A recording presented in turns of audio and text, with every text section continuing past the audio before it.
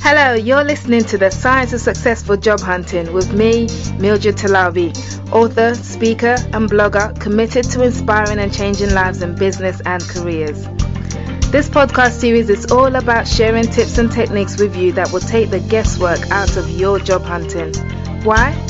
Because successful job hunting is not about luck, chance, or hope. Successful job hunting is a science. Welcome to today's episode.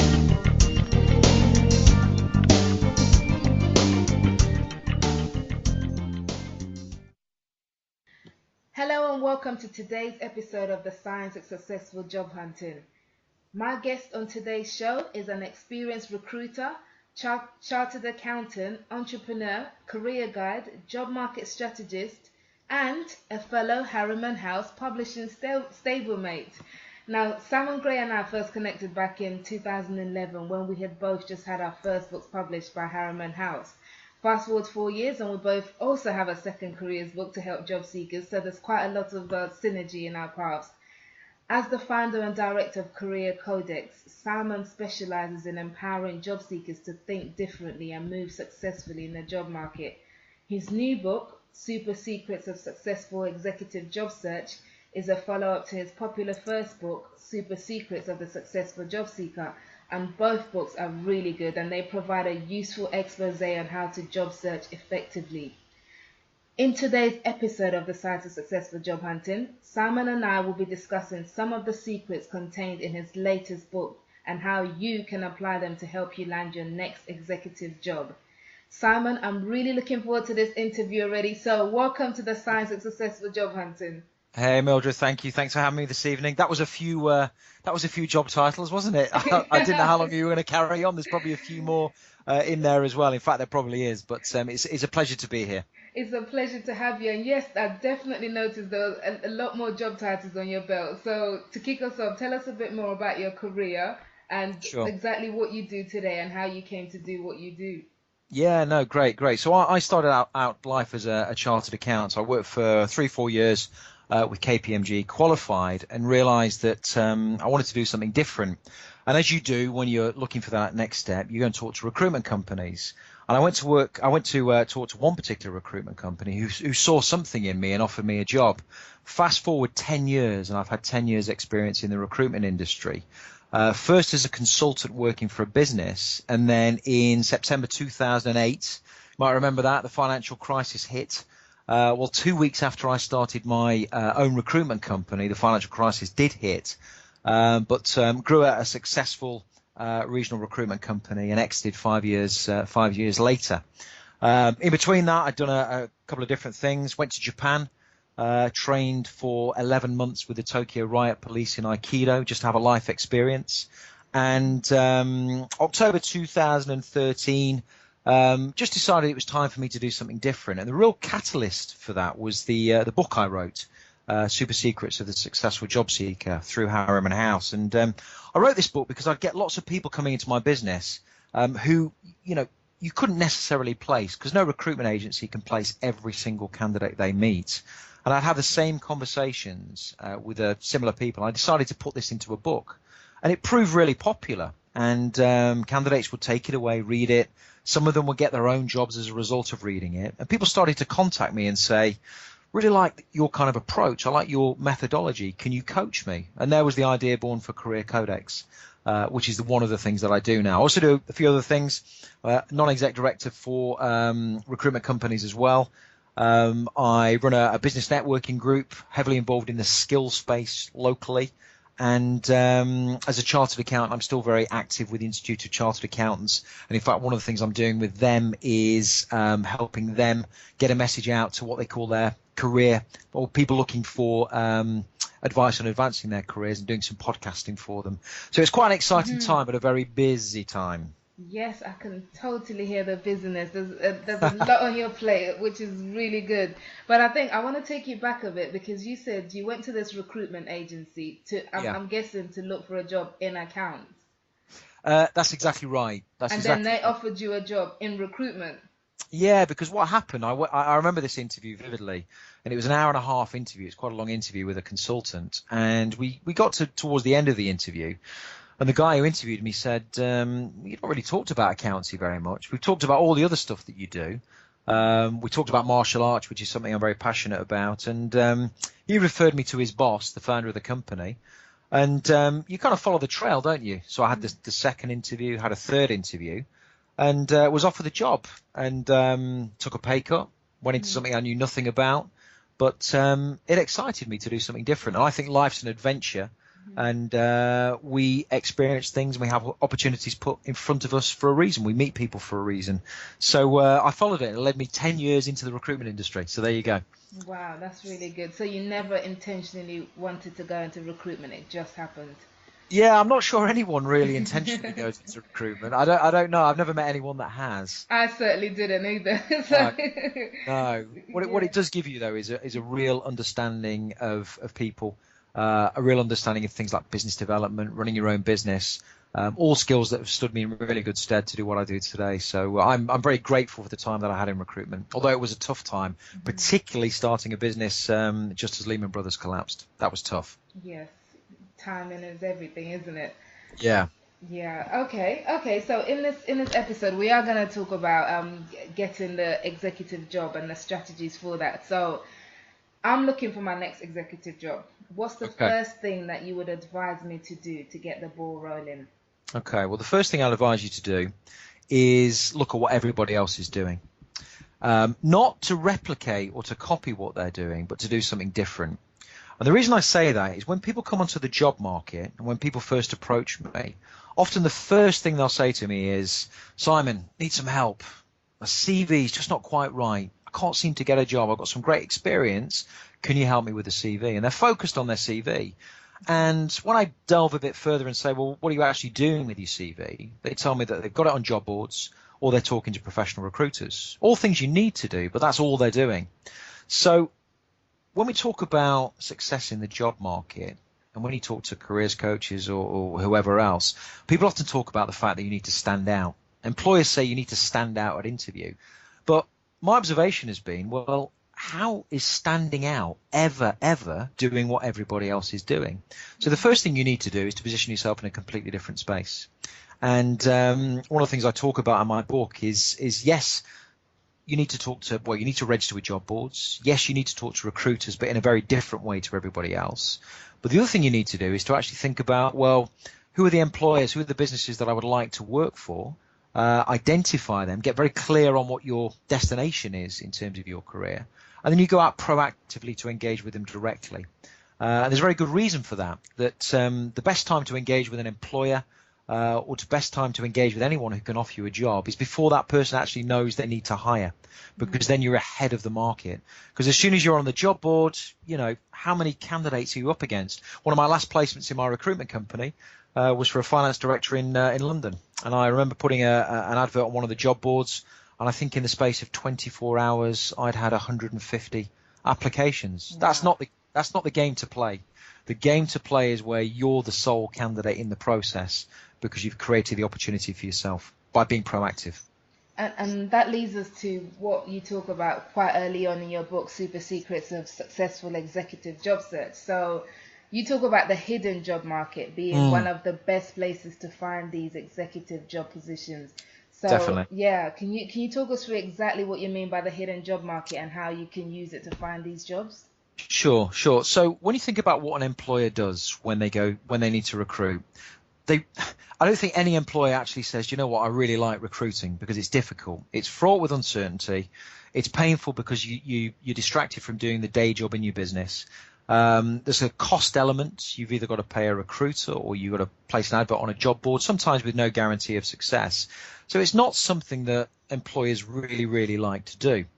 So when you think about how employers approach the job market, before they even talk to job boards or recruiters, they tend to do two things. And anyone listening who's ever been in business and had to recruit probably have done these things without necessarily consciously thinking about doing them or how this might impact on your job search today. So the first thing people do is they have conversation one. And this is where we talk to our peer group, our close associates, whether they be in business or close personal friends who often share the same type of job or same seniority level as we do. And we say, who do you know? Who can you recommend? If we don't get any joy, we then tend to go out to our wider network. So these may be contacts, business associates. If you're in business, you've got accountants, you've got lawyers, you've got people that you come in contact with, suppliers, customers, and you say, who do you know? And that's conversation 2. And conversations 1 and 2, if you can uncover a candidate, then you've not got the cost. It's fairly quick. It comes with an implicit recommendation, because we're all nervous about recruiting nowadays. The implicit recommendation is somebody's recommended them to you who you trust. So if you position yourself in conversation 1 or 2 as a candidate, the place I call the hidden market, well, the only person you really compete with is yourself. And in terms of your effort, you have a much higher probability of success in being offered the job.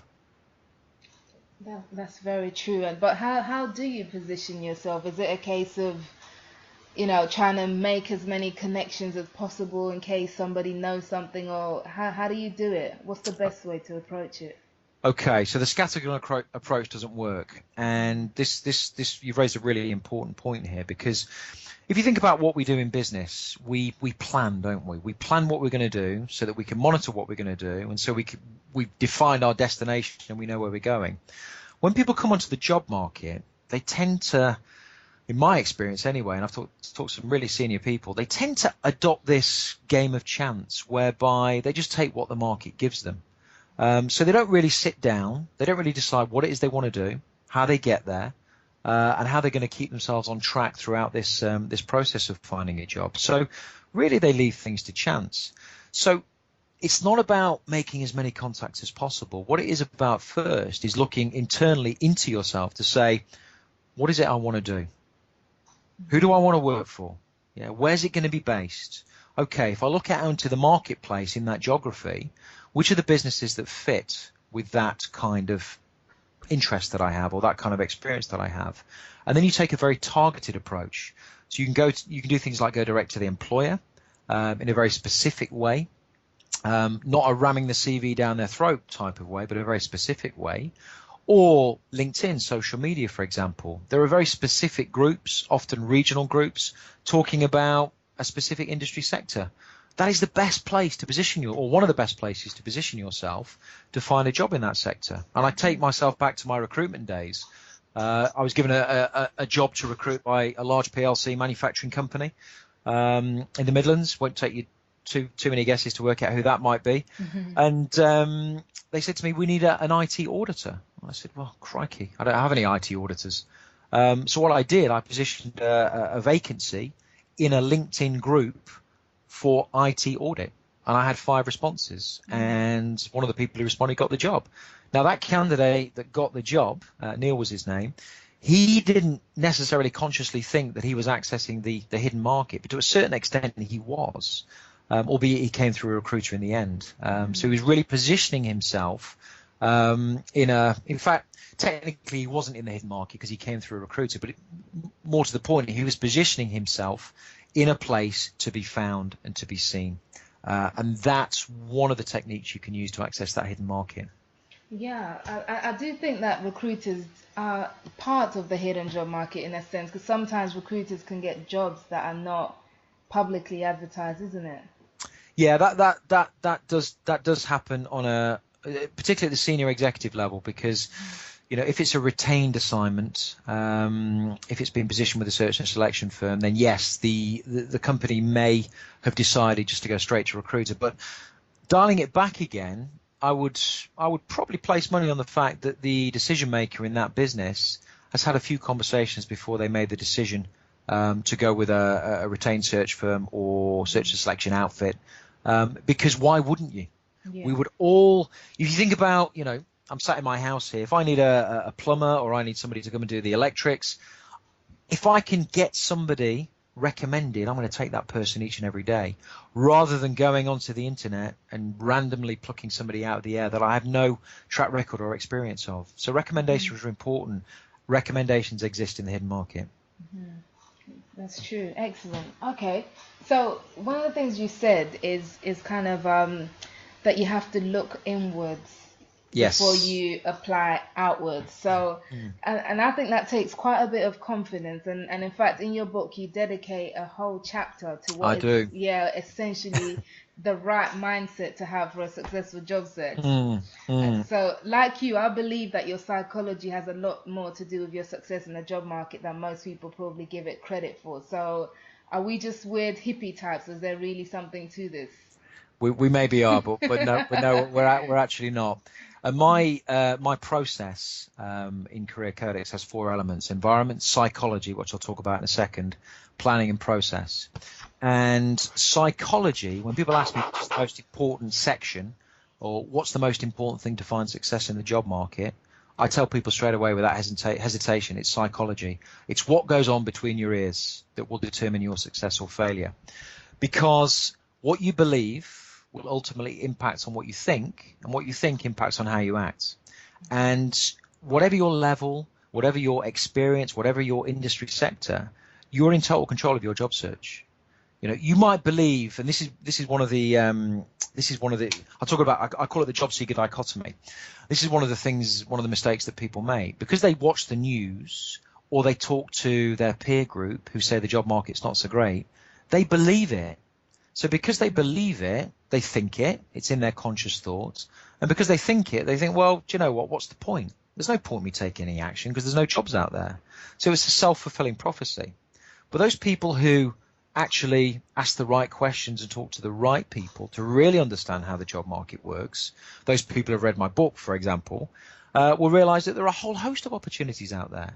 Just because you can't see them doesn't mean that they're not there. And often, unless you know the hidden market exists and you know how to access it, well, you never see those opportunities. So it starts with addressing beliefs. And of course, as you know, it takes time to get a job, and at the senior executive level, it can take quite a bit of time. So what happens if you have an interview? You're not successful at that interview for whatever reason. You have another interview, third interview, and you're not successful, and you give up because you think it's not working. What about if interview 4 or 5 would have led to job offers? Mm-hmm. So you have to think not in terms of certainty, i.e., if I go for this job, I have to get it, or I will get it, or I'll be very disappointed. You have to think in terms of probability, which means identifying the right businesses, approaching the right businesses in the right way to increase the probability of your success, but then also to increase the probability of your success over a period of time, you need a plan, a personal job seeker plan. And you need to govern and regulate your behavior along the way, because the more knocks you take, the more likely it is your beliefs will change, your thoughts will change, and your actions will change. So it's about robust beliefs in the first place and self-discipline to reinforce those beliefs. Sounds a bit mystic. It's all clearly explained in the book, but it is the most important thing. And let me give you an example, because I like examples. So one of my recent clients, been on the job market for a year and a half, and came to me, and his first words were, CV's not working for me. Don't really know what I'm doing. I'm really frustrated. I know I'm good. I know I've got experience. I know I can do a good job. And his beliefs were just completely in the wrong space. And that's what was holding him back, because he wasn't taking any action. And the action he was taking was the same as everybody else. So first thing we worked on was the environment psychology element. And within 4 months, he got the job that he wanted. And yes, it was down to the system, but it was principally down to him changing what went on between his ears. Mm-hmm. That's true. It really does make a difference. So that's a good example. Now, for somebody who is,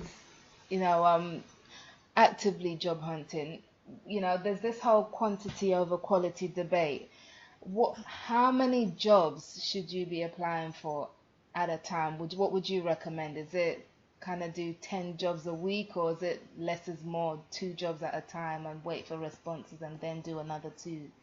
Okay. Well, less is definitely more, in my opinion. Nothing will annoy an employer or a recruiter more than when they contact you and you can't remember that you applied for a position with their organization or through their agency. It just shows that you're using a scattergun approach. So there's not a magic number. There never is a magic number. But what I would say as best practice is, if you're putting yourself out there into the marketplace and you can't remember where you've sent your details or where you've made contact, and you're not controlling the activity that you're doing and keeping diligent notes to know what it is you've done, then you shouldn't be doing it in the first place. So you've got to manage your time effectively, and in my book I talk about calendar and investment time, which are important concepts. But there really is no magic number as to how much activity that you can do, but it needs to be a manageable amount. You said something very interesting in your question, which I picked up on, which was you said apply for a couple of jobs, then wait for a response. Mm-hmm. Now, I don't wait for anything in life. And people who know me will know that. Not even a bus. No, drive.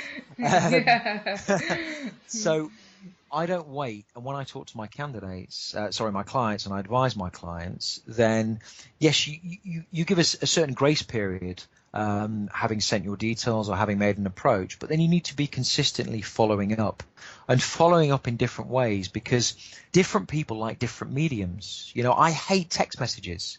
Other people love text messages. I much prefer to get on the phone or have a face-to-face conversation. So you've got to approach people in different ways, because people like to be approached in different ways. And you don't know, you might know who your decision maker is you're targeting, and you should always know who the decision maker is. But you don't necessarily know early stages as to how best to contact them. So there is always a bit of trial and error and experimentation and learning in terms of a feedback loop to get better for next time. Yes. Okay. True. Very true. Now, going back to your days as a recruiter, I mean, and we've mentioned CVs a couple of times. So, yeah, what are some of the worst CV mistakes that you've seen made, especially on the executive level? What have you seen, and how can people correct these mistakes? Okay, there's one that immediately springs to mind, and it is in one of my books. I think it's this one actually. I remember sending a senior candidate along to one of the biggest companies in the region for a competency-based interview, and I briefed this candidate. They produced a CV. CV was okay. It was good. It was good enough, and we sent the CV along. And the candidate turned up for interview. And competency-based interviews are things people get very scared about, but I have a strategy to deal with that. And there were certain achievements on the CV. And the biggest mistake that candidate made was not having great achievements. They had some really great achievements on there, but because they had simply added to their CV rather than writing their CV from scratch, they'd forgotten what was on it. Oh, no. So I always remember the feedback. This was a great candidate, Simon, but we asked her a question that was clearly an achievement on her CV to delve deeper, and she couldn't give an example. So was she really the right candidate for the job? So one of the mistakes people make, they try and update their CV, they add to it, rather than thinking about, taking a higher level approach and thinking, okay, there's this particular vacancy. It's in line with the destination, the job that I want, that I've defined. So I need to position my CV in the right way, and to start from scratch so that people take it more seriously, and it's got the most relevant experience on for that particular vacancy. Yeah. There's other horror stories. I mean, the bugbear is spelling and grammar. There is just no excuse. Yeah. And you still see it. You still see it at the senior level. And there really is no excuse. It just sends the wrong message and is a distractor. And anything that distracts the person making a decision, whether it be your CV, how you spell, your grammar, or how you turn up, how you present yourself, anything that distracts away from your skills, experience, and qualifications is a mistake. Mm-hmm. Okay, that's true. That's very true, isn't it? So yeah. I think another thing I also like that you did in the book, you talked about writing a speculative cover letter. Yes. And you've also included a really good example as a demo. So if you don't have the book, get a copy of the book, look at the example. There's the plug. Yeah, it really is a good book. But look at that example. Even that alone is worth the price of the book and everything else in there. Yeah. But for those who may not know, what kind of situations might you need to use a speculative cover letter in your executive job? And do you have a few tips on how to go about writing a good one? Yeah, sure. Well, if you're asked for a cover letter, you've got to produce one, because that's simply not following instructions if you don't. If you're going through an executive search firm, they tend to ask for cover letters as an additional filter nowadays, just to introduce why you might be right for the job. I'll tell you the biggest mistake people make with covering letters. And the biggest mistake is that they reiterate their CV. So effectively, they create a mirror document that simply repeats what's on the CV. Cover letter it's not about that. A cover letter is about, firstly, getting the reader's attention to pick your details and your CV out ahead of the competition. It's about delivering a message that signposts something to your CV which is relevant to the job you're applying for. And then it's about having a clear call to action. So at the end of the cover letter, everybody knows who's doing what. So are you calling them? Are they calling you? My advice is always to stay in control. Control is a big thing for your success in the job market. So in the template in the book, I talk about a 3-stage approach to producing a short cover letter. And a cover letter in my book should never be longer than a page of A4, and quite often a lot shorter. First thing you need is a great subject line. And the subject line needs to be, it needs to grab the reader's attention. So, it's not applying for this position. It's about something to do with their business or something that would resonate with them. The example in the book that I use is, it's a fictitious example, but a strategy that many of my clients have used with great success. It's to quote the person you're reading to in the subject line. If they've been interviewed in an article, on the TV and the radio, whatever else, and assign that quote to them because they become curious. Wow, this person's read my stuff. The grabber is all about the company you're applying to. So it's not about I'm applying for this job. It's about I noticed this about your business. This is what enticed me to your business. Your business looks fantastic. It's flattery. It's recognition of the achievements of the company. Then it's a signpost to your experience, maybe 1 or 2 things on your CV, but not repeating, just a signpost. Then it's call to action. Here's my contact details, but I will give you a call in the next few days. So you retain control. You never, ever should leave control in the hands of somebody else. Retain control. Then you know exactly where you are in the process. You're always proactive and you never are reactive. Mm-hmm. That's true. So you should always follow up at your end. Always. And not worry about being pushy or maybe a stalker or something like that. How far is too far? Well, there is too far, clearly. And I remember when I ran my recruitment company, there was a guy that texted me every morning to tell me he was still looking for a job. Now, I didn't need that much enthusiasm. You have to follow up. You have to follow up via multiple mediums, okay? But you don't do it all at the same time. So if the person sat there in their office, they get a LinkedIn request or a LinkedIn message, they get a phone call, they get an email and a text, whatever at the same time, that's no good, okay? So you do it in stages. And it's not pushy. It's not stalkerish if it's done professionally. And, you just phone up and you say, could I speak to such and such? Yes, I'm just following up on the letter I sent last week. Could I have a quick word, please? And you say, look, I just wanted to check you got my details. I appreciate you may have had a number of approaches. I just wondered if you had any initial feedback and when I might likely hear, because I'm very keen on this position. That's it. It's not, a lot of this stuff is not rocket science. Yeah. People sometimes think it is. It's about being professional. It's about being polite. It's about using common sense. And it's about, a lot of my methodology is about putting your thinking into somebody else's space. So not thinking about you, but thinking about the other person and anticipating how they might be thinking, feeling, reacting, and then using that to your advantage as part of your strategy. Yeah, and of course, social media is one approach you can use as well, isn't it, to contact people? Yeah. In the last part of your book, so you mentioned you have a whole section on the online executive. I do. Yes, and I like this quote that you said, which you said in your first book as well, that if you don't exist in cyberspace, you don't exist at all. You don't. That might be one of those famous quotes on Wikipedia one day. You never know. Yes. But so if someone's listening right now and they still haven't got around to maybe setting up a LinkedIn profile or Twitter or something like that, and they're thinking, oh gosh, I really don't have time for social media, I'm a busy executive. I mean, what would your advice be for them? Well, first of all, I'll ask them a question. Do you want to get a job or not? Because if you're not on LinkedIn as a senior executive, then you are really missing a trick. A, you're going to struggle to access the hidden market, okay, and do some of the stuff I spoke about earlier. Secondly, any professional recruiter or any employer nowadays who receives a CV, an application, whether it be for a position or speculatively, the first thing that they'll do often, it's the first thing I do now, is they cross-reference to LinkedIn. If they can't find you, there's a big question mark. Okay.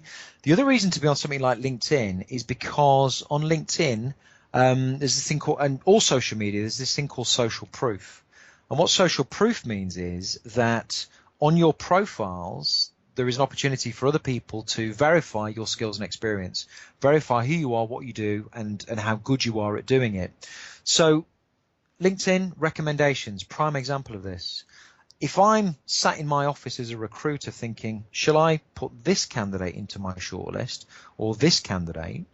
I go onto LinkedIn. The first candidate has 5 or 6 recommendations singing the praises of their ability to do the job that I'm putting them forward for. That gives me a lot of comfort. Gives me a lot more comfort than the candidate who doesn't have a LinkedIn profile and the candidate has no recommendations as a result. So if you are, you can't not be on LinkedIn. You can't. And I know certain people shy away from social media because they think it's intrusive, because they think, their personal information will be out there for all to see. Well, there's privacy settings, and we're not talking about some of the other platforms here. We're talking about the professional networking site. So as a bare minimum, LinkedIn is the place to be, and it's not that difficult. I'm self-taught LinkedIn, done a couple of courses. They have a very, very helpful help center, and trial and error. And you look at other people's profiles. Look at my profile. I've worked long and hard on that profile. Pretty much that's bang up to date as to where it should be, given the latest releases from LinkedIn to raise my profile. And it means that I build regular contacts on a daily basis, and I crop up in searches as a high percentage on a regular basis as well, because I'm targeted. I've targeted my profile to the people I'm trying to reach. Yeah, excellent. And I've looked at your profile, and absolutely I can vouch for that. It's Thank you. a great example of a good LinkedIn profile. But time is upon us, So, but just before we go, I want to. If you had one final piece of advice for the executive job seeker who's listening right now on what they could do practically today to positively impact their job search, what would it be? Okay. What I would say to people is this: forget what's happened. Okay. You might have had a bad interview yesterday. You might have not had a great response in the job market last week. Doesn't matter. It's what you decide to do now that counts, because the only thing we can control ever is the moment that we're in. So if you really want to get ahead in the job market, the first thing I do is advise you to get hold of my book, because it will give you a massive, massive head start. But that's only part of it, because anyone can read my book, but it's the people that will take action as a result of reading the book that will find success. And that's something that I can't necessarily control unless I'm working private one-to-one. So don't just acquire the knowledge, act on the knowledge, and move forwards and take daily action to achieve your goals. And at some point, you absolutely will. Excellent. That is such a positive note to end on. So yes, you will absolutely get to your goals if you keep taking action. Brilliant, Simon. Thank you so much for sharing that. I mean, no problem. And also thank you, because I know you did mention that you're happy to give away a couple of books, but before you tell us how, before we talk about the giving away, for those who want to get a hold of your book, is it available on Amazon or your website? How can we find out more about you? Yeah, it's a couple of ways. You can go to Career Codex, that's codex.com /books. There's some narrative on both books there, and a link to Amazon. It's on Amazon.com, Amazon.co.uk. First book, Super Secrets of the Successful Job Seeker. Second book, Super Secrets of Successful Executive Job Search. And doing pretty well. Both got 5-star ratings now. In fact, the latest book turned up on the bestseller list last week, so that was particularly pleasing. So if you do get a copy, I love feedback. So drop me a note on Amazon, drop me a note personally through the website, and let me know what you think. If you want to get in touch with me through the website, is the best bet. I have a newsletter that you can sign up for. You get a monthly newsletter with advice, various blog posts, and this, that, and the other, all educational to try and help you move forwards with your career. So that's the best way to do it. And LinkedIn, if you want to connect, I'm always happy to connect to people. It's Simon Gray, Gray. not 50 Shades of Grey. It's the proper one, Gray. Yeah, I'd be very happy to connect with people. Brilliant. And the 2 copies of the book that you're giving away. So that's the second book, the Secrets of Successful Executive Job Search. That's now, right. You're going to give away 2 signed copies. Thank you so much for that generous offer. I will post details when in the show notes exactly how you can get hold of a signed copy. Can we get it signed as well? Because I'm sure it'll be worth even more. Every author has to sign a book. I always smile when people ask me to sign the book, and I think, really? But I guess that's what you have. I'm sure you signed a few books in your day, Mildred. It feels nice. It feels nice signing books. So it makes it extra special when an author signed the book for you. Yeah, but you've got to do it with a proper pen. You know, when you see people sign stuff with a real cheap pen, it's not right. It's not quite the same, is it? Yeah, I do it with a nice pen. So it'll be nicely signed and dated. Don't worry. Brilliant, excellent. I'll put up the details of all of that in the show notes as well as your website. So before you leave us, tell us what you're currently working on so we can look forward to it. Right, okay, so working on a few things. So next week I'm down in a place called Stroud near Gloucester, and I'm working with an e-learning company down there and a video production company to produce Career Codex it's basically 150 videos, e-learning course. This is a product we're launching into the market later this year to try and bridge the skills gap between, people coming out of school, college and university and entering the job market.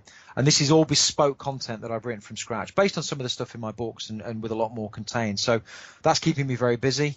As a chartered accountant, I am going to be doing some podcasting for the ICAW, Institute of Chartered Accountants, which is great. And I'm writing another book as we speak. This is it still relates to careers, but it's more geared towards people who maybe don't want a job, but actually want to start a business. And the working title at the moment, which may change, but it will give you a clue as to the content, is Follow Your Passion, Find Your It. So I believe we all have a destiny in life, but sometimes people don't know how to find it. They don't know what it is. And once they found it, they don't do anything with it. So this is an inspirational guide to living the life that you've always dreamed of, following your dreams and finding your destiny.